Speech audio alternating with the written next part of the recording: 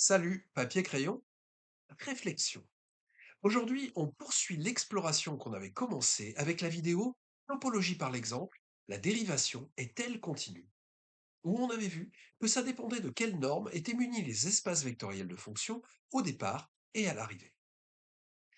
Et on a donc commencé à comprendre que la question n'est pas vraiment de savoir si la dérivation est continue ou non, mais plutôt pour quelle norme, ou plus précisément pour quelle topologie, la dérivation est continue.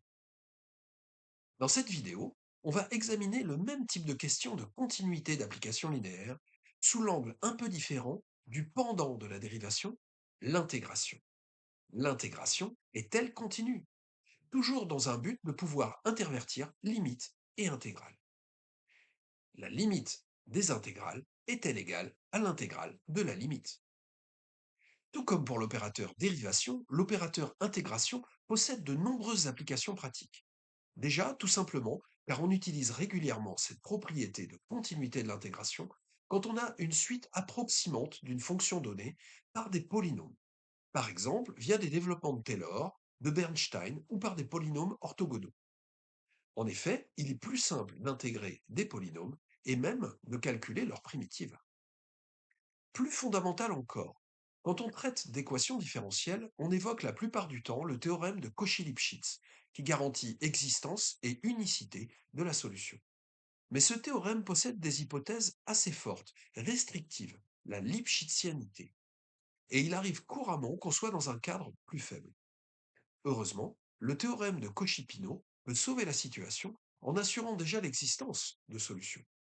Et sa démonstration, dans laquelle on met l'équation différentielle sous la forme d'une équation intégrale, utilise notamment la continuité de l'opérateur d'intégration. Comme autre domaine d'application, tout aussi essentiel dans le monde technologique actuel, on peut aussi penser aux transformations de Fourier, qui gèrent tout ce qui est traitement du signal, où la continuité des intégrales est un des ingrédients qui permet la convergence des coefficients d'une suite approximante vers ceux de la fonction approximée. On va donc traiter un certain nombre d'exemples. Dans un premier temps, des espaces de polynômes avec normes polynomiales, et dans un deuxième temps, des espaces de fonctions, dont on verra des différences quand leur domaine est borné ou non. Alors je vous souhaite un excellent visionnage de cette vidéo. Tout de suite, le sommaire. Alors pour étudier la continuité de l'intégration, on va voir ça à travers deux grandes parties. Une première partie où on va étudier fonctions et normes polynomiales, peut-être un peu plus simple pour une première approche, où on aura tout d'abord un domaine qui va être sur -1, et puis ensuite qu'on étendra. Et puis une deuxième partie où on verra des normes et des espaces plus usuels avec des espaces fonctionnels. Là encore, on commencera par voir ce qui se passe dans un domaine borné, puis dans un domaine non borné. Et puis, dans cette partie-là, vu qu'on aura vu pour l'instant que des espaces vectoriels normés, on ira voir ce qui se passe dans le cas quand même important de la topologie de la convergence simple, où on aura un espace vectoriel simplement topologique. Alors, on a quelques indications de temps pour se retrouver si on veut sauter directement à une des parties. Et puis, on va ajouter que si on a besoin de compléments ou de réintroduction sur des ouverts, par exemple, ou de la topologie pour des espaces de fonctions, il peut être bon d'aller voir une vidéo à ce sujet.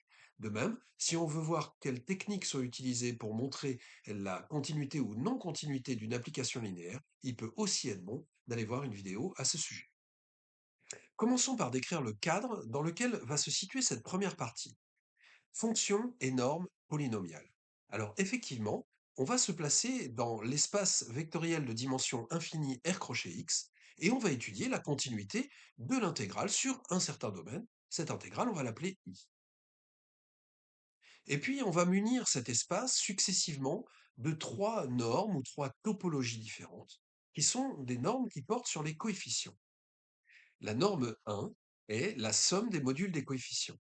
La norme 2 est la racine de la somme des modules des coefficients au carré. Et puis la norme infinie est le max des modules des coefficients. Commençons par restreindre le domaine d'intégration à l'intérieur de l'intervalle -1. Pour nous, on prendra l'intervalle 0,1, ce qui va faciliter les calculs. Alors que se passe-t-il pour n1? Eh bien, si on calcule le module de l'intégrale de p, en passant par la primitive et en remplaçant par les bornes, on trouve tout à droite le module de la somme de k égale à 0 des ak sur k plus 1. On peut majorer ça grâce à l'inégalité triangulaire, et puis faire encore une majoration, car k est supérieur ou égal à 0, donc le dénominateur est supérieur ou égal à 1. Et on obtient donc la somme de k égale à 0 à n des modules des ak, ce qui est exactement la norme 1 de P. Donc on a le module de l'intégrale qui est inférieur ou égal à une certaine constante 1 fois n1 de P. On peut conclure que pour cette norme, l'intégration est continue. Pour n2, on fait exactement la même chose. On prend le module de l'intégrale de P, on fait les calculs jusqu'à majorer de la même manière par l'inégalité triangulaire la somme des k égale 0 des modules des ak sur k plus 1. Et puis, on va utiliser une technique classique qui consiste à voir la somme d'un produit, ici les modules de ak par 1 sur k plus 1, comme un produit scalaire euclidien. Et grâce à ça, on peut utiliser l'inégalité de Cauchy-Schwarz, où on majore par le produit des normes euclidiennes. Comme la somme de k égale 0 à n des 1 sur k plus 1 au carré est majorée par pi carré sur 6, eh bien, on a la majoration générale qui est de pi sur racine de 6 n2 de p, ce qu'on a fait apparaître la norme 2. Et donc on a déterminé une constante, ce qui signifie que pour n2 aussi, l'intégrale est continue. Et voici un exemple d'utilisation de cette continuité. Donc on a une suite de polynômes Pn dans l'intégrale, et on peut voir que cette suite de polynômes tend vers 1. Le calcul est fait à droite sur l'écran, bien sûr vous pouvez mettre pause. Donc, puisque l'intégrale est continue pour la norme 1 ou pour la norme 2, on aurait pu avoir exactement le même résultat de convergence vers 0 pour la norme 2, eh bien on peut intervertir intégrale et limite. Les coefficients, ils tendent tous vers 0 sauf 1, donc il nous reste l'intégrale de 0 à 1 dt, ce qui nous fait 1. J'ai fait un programme Python pour vérifier le résultat. Donc on a importé la méthode d'intégration quad depuis cp.integrate. On a, on a importé aussi le module math pour pouvoir utiliser les fonctions exponentielles sinus et log. Et puis on a créé la fonction à paramètre n qui est dans l'intégrande. Ensuite, on fait une boucle en faisant varier le paramètre n. Donc ce paramètre qui est dans args là, il prend les valeurs 10 puissance i, où i varie entre 0 et 9. Donc en fait, n varie de 1 à 1 milliard, et on calcule pour chacune de ces valeurs de n l'intégrale correspondante. Et on voit dans la colonne de droite, dans le prompt, eh bien qu'effectivement, ces intégrales convergent vers la valeur 1. Qu'en est-il de la norme infinie? Ici, ce qu'on va faire, c'est qu'on va prendre un exemple, plus exactement un contre-exemple. On prend une suite donc de polynômes qui sont somme de k égale 0 à n des x puissance k, donc 1 plus x carré, etc., jusqu'à x puissance n. La norme infinie de Pn, comme c'est le max sur les modules des coefficients, et à chaque coefficient valant 1, la norme vaut 1. Or, si on calcule l'intégrale, primitive, on remplace par 0 et 1, ça nous donne somme de k égale 0 à n des 1 sur k plus 1. Et ça, c'est la série harmonique. Donc elle tend vers plus l'infini. Donc il ne peut pas exister de constantes qui permettent de majorer l'intégrale de Pn pour tout n. Ce qui signifie que i n'est pas continu pour la norme infinie. Alors maintenant qu'on a montré que l'intégration n'est pas continue pour cette norme infinie, voyons un exemple où la continuité échoue. On prend une famille de polynômes Pn égale 1 sur ln de n, somme de k égale 0 des x puissance k, où on a choisi cette famille guidée par le contre-exemple qu'on a utilisé précédemment. C'est une méthode générale, en effet. On prend le contre-exemple et on le divise par l'équivalent de l'intégrale quand elle tend vers plus l'infini. La norme infinie de Pn vaut 1 sur ln de n, puisque en fait chaque x puissance k a 1 sur ln de n comme coefficient, donc le max c'est bien 1 sur ln de n. Et donc, quand n tend vers plus l'infini, ça tend vers 0. Donc Pn de x tend vers P de x égale à 0. Mais l'intégrale de 0 à 1 des Pn de x, quand on fait le calcul, on prend la primitive, on remplace, ça nous donne 1 sur ln de n, somme des k égale 0 à n, des 1 sur k plus 1. Et on avait déjà reconnu la série harmonique, dont l'équivalent est ln de n. Ce qui fait que l'intégrale des Pn a comme équivalent en plus l'infini 1. Or, l'intégrale de P, la limite qui valait 0, vaut 0. Donc, on a la limite des intégrales des Pn qui valent 1, ce qui n'est pas égal à l'intégrale de la limite des Pn de 0 qui vaut 0. Et on a bien un exemple où échoue la continuité. Alors résumons-nous. Sur le domaine 0,1, qui est donc inscrit dans -1, nous avons n1 continu, n2 continu, n infini non continu. À noter qu'on peut retrouver la continuité pour n infini si on avait pris un domaine d'intégration encore plus petit qui ne touche pas les bords -1 et 1. Alors maintenant, on va sortir de cette restriction de domaine et voir ce qui se passe quand on prend des bornes d'intégration qui sont en dehors de -1 et 1. À noter qu'on ne va pas étendre ce domaine jusqu'à ce qu'il soit infini, puisque dans ce cas-là, toutes les intégrales de polynômes divergent. Alors comme on l'a dit précédemment, étendons le domaine au-delà de -1.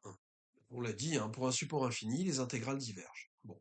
Donc on se contente de l'intervalle 0,2, qui reste un intervalle simple pour faire les calculs, et on a I de P, l'intégrale de P, qui vaut l'intégrale entre 0 et 2 de P de x dx.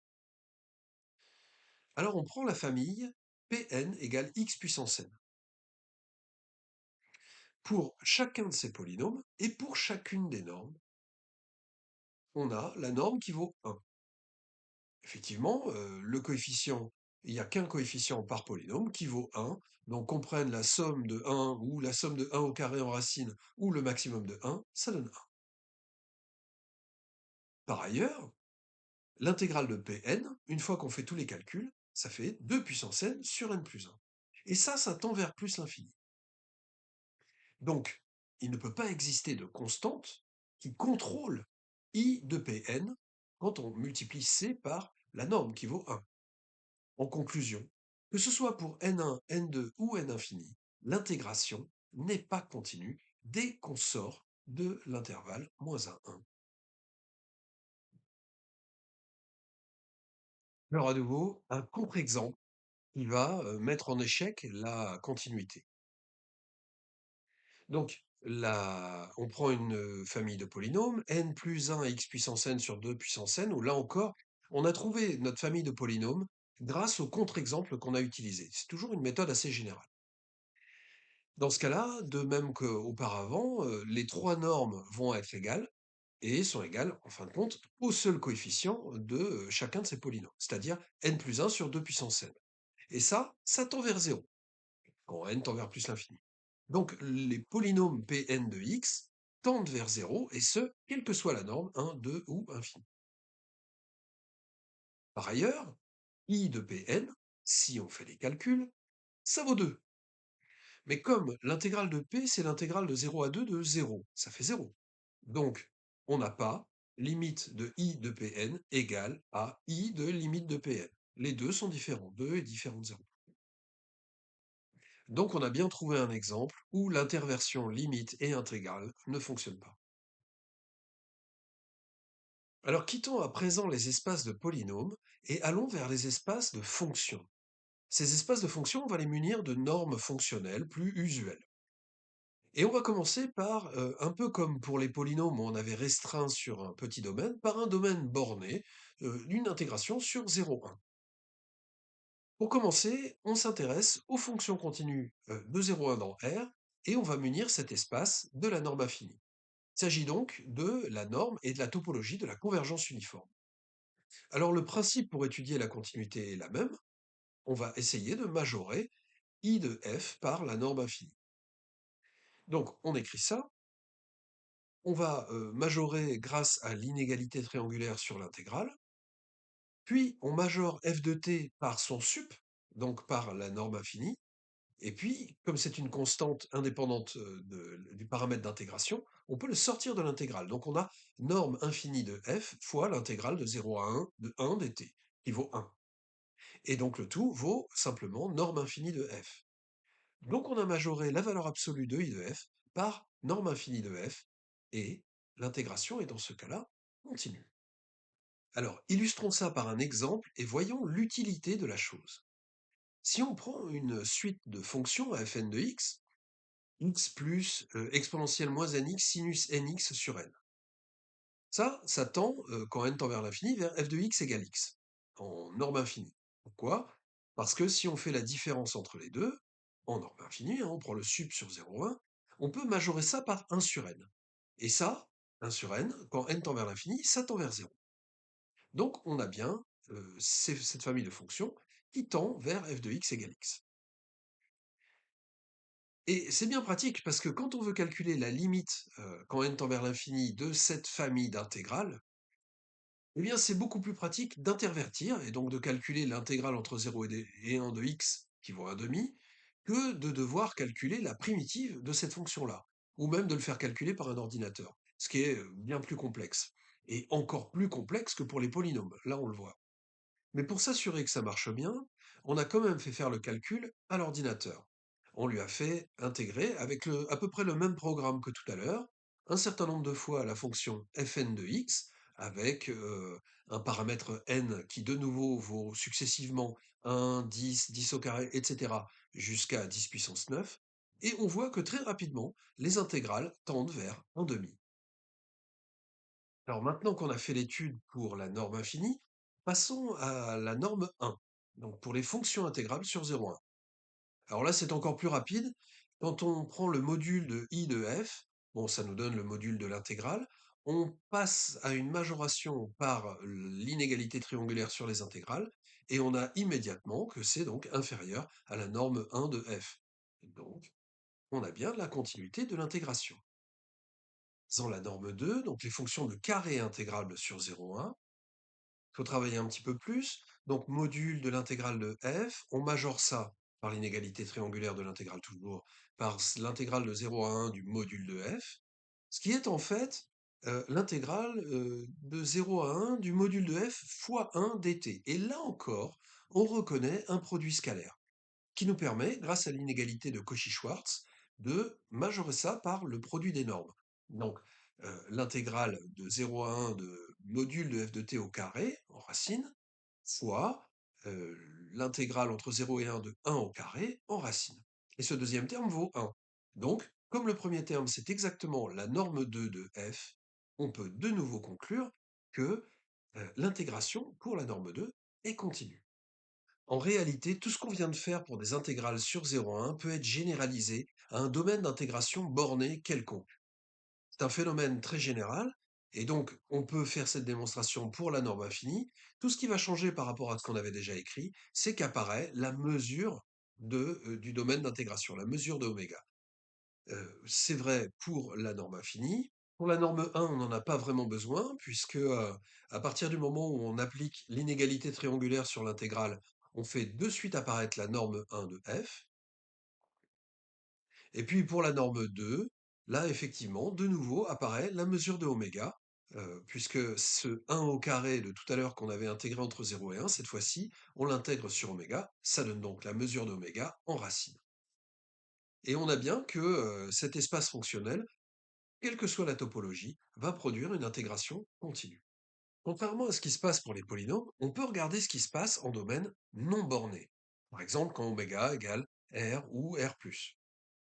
Alors pour la norme 1, on a toujours la même ligne de démonstration, qui fait que en norme 1, l'intégration reste continue. Et c'est un phénomène très propre à la norme 1. En revanche, concernant la norme 2 et la norme infinie, il en va autrement. Alors on va prendre la suite de fonctions fn égale l'indicatrice de 0n fois 1 sur n. Pour cette famille de fonctions, l'intégrale de fn vaut toujours 1, puisqu'en fait c'est la longueur de l'intervalle, qui vaut n, fois la hauteur de l'intervalle, qui vaut 1 sur n. Par ailleurs, fn tend vers f égale 0, au moins en norme 2. En effet, si on calcule norme de fn moins 0, c'est-à-dire norme de fn en norme 2, ça nous donne, une fois le calcul fait, 1 sur racine de n, et ça tend vers 0. Donc, il n'existe pas de constante qui permette de majorer l'intégrale de fn par la norme de fn. Et donc, l'intégration pour la norme 2 en domaine non borné n'est pas continue. Et il en va de même pour la norme infinie. On prend en fait la même famille des Fn, donc l'intégrale des Fn vaut la même chose. Il s'avère que la limite de la suite est la même, c'est 0. Ça converge pour les deux normes de la même façon. Et donc, pour la même raison que précédemment, l'inexistence de cette constante C, l'inexistence d'une majoration par la norme infinie, l'intégration pour la norme infinie en domaine non borné n'est pas continue. Mais alors, qu'en est-il de la topologie de la convergence simple? En effet, pour l'instant, on a travaillé uniquement avec des espaces vectoriels normés. Mais on peut aussi prendre cet espace qui est un espace vectoriel topologique où les suites de fonctions peuvent tendre simplement vers leur limite, qui est donc une limite simple. Alors ce qui se passe, c'est qu'en général, quand on a une suite de fonctions qui tend simplement vers une limite, il n'est pas du tout garanti qu'on puisse intervertir la limite et l'intégrale. Par exemple, même avec un domaine borné, on a le contre-exemple, la suite des Fn de t égale l'indicatrice de 0 à 1 sur n fois n, dont la limite tend vers 0, et donc l'intégrale de cette limite vaut aussi 0, alors que pourtant l'intégrale de chacun des Fn vaut 1. Donc on n'a pas d'interversion limite intégrale. Pour autant, il existe tout de même des familles de suites de fonctions qui autorisent cette interversion. Et c'est ici qu'on va retrouver des théorèmes qui regroupent ces fonctions par famille, notamment le théorème de convergence dominée, le théorème de convergence monotone et le théorème de Vitali. Et nous voilà à la fin de cette vidéo sur l'étude de la continuité de l'intégration. Alors, on a vu tout un tas de cas différents, notamment des espaces et normes polynomiales, des normes fonctionnelles, et puis on a jeté un œil à ce qui se passait dans le cas de la convergence simple. Donc, on peut voir ici le tableau récapitulatif qui était sur -1, norme 1, norme 2, sont continues, norme infinie, non, mais on peut récupérer la continuité si on restreint encore plus l'intervalle. En dehors de cet intervalle -1, 1, aucune des trois n'est continue. Pour les normes fonctionnelles, on avait la continuité pour les trois normes en domaine borné, et puis en domaine non borné, seule la norme 1 restait continue. Pour la convergence simple, on a dit que, en général, ça ne marchait pas, mais qu'il existait des théorèmes spécifiques qui permettaient d'étudier tout ça. Alors on aurait pu compléter encore par les normes P en utilisant l'inégalité de Holder, mais ça nous amène à des calculs plus compliqués, donc j'ai préféré de ne pas le faire dans cette vidéo. J'espère que cette vidéo vous a plu et vous a été utile, et je vous dis papier, crayon, réflexion. Salut!